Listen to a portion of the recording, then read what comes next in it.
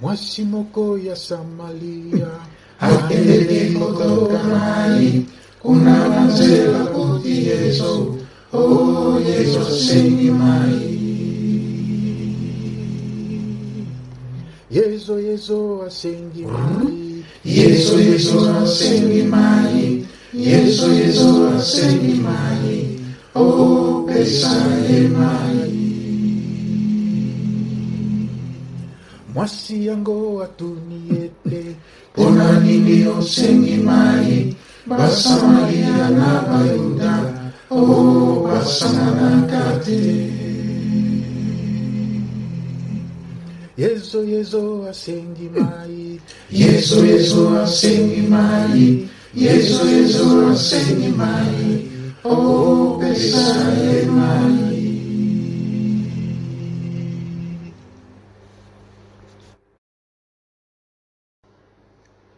Le chant avec lequel nous avons commencé est l'un des souvenirs qui me vient à l'esprit quand je médite ce 4e chapitre du 4e évangile. Pour ceux qui ne le savent pas encore, j'ai fini mes études secondaires dans une école protestante de Kikwit, l'Institut Luzolo, Sebezo. Le paradoxe, c'est que le Seigneur a appelé 4 consacrés de notre promotion dans cette école protestante. L'abbé Kilapi du diocèse de Kikwit, le père bénédictin Kilunga Pistil, tous les deux d'heureuse mémoire, et la sœur clarétaine Mafunzi Ernestine. Nos frères protestants, pour ceux qui les connaissent mieux, aiment bien chanter en parfaite polyphonie. J'ai profité de notre passage à Luzolo pour faire partie de la chorale de l'Institut afin d'améliorer ma voix. Un des chants qui m'est resté à l'esprit de cette époque-là, c'est justement ce cantique sur la femme samaritaine.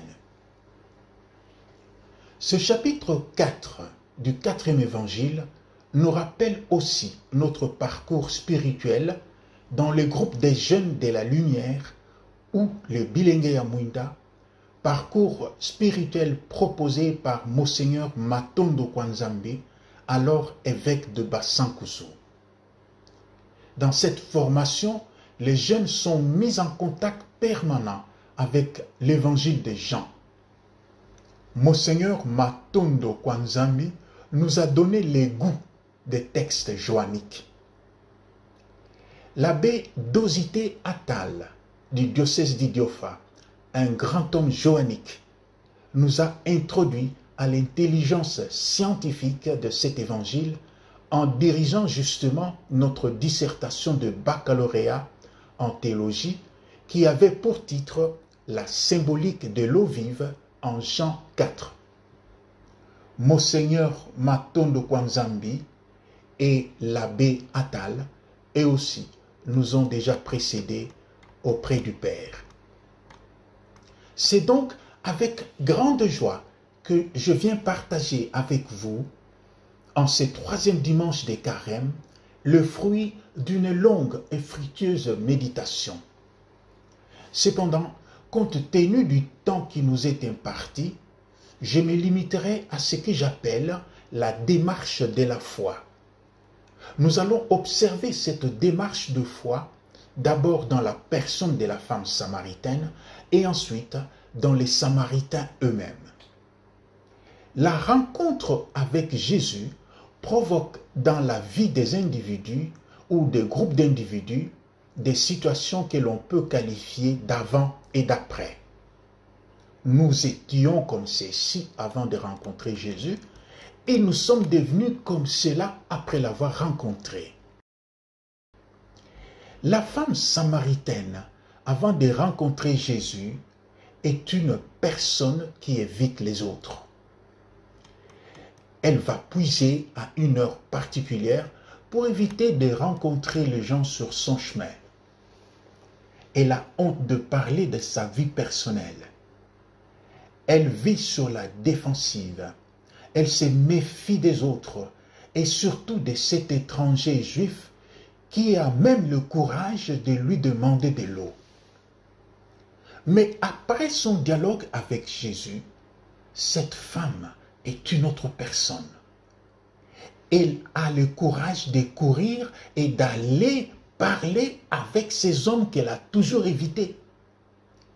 Elle a même le toupet de présenter sa vie passée comme le lieu où Jésus l'a rencontré.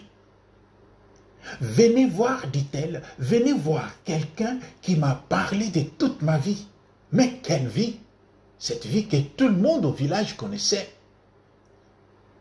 Elle devient incroyablement celle par laquelle beaucoup de Samaritains de cette ville arrivent à croire à Jésus. Finalement, que s'est-il passé au puits? Au puits, la Samaritaine a rencontré Jésus. Au puits, la Samaritaine a parlé franchement avec Jésus.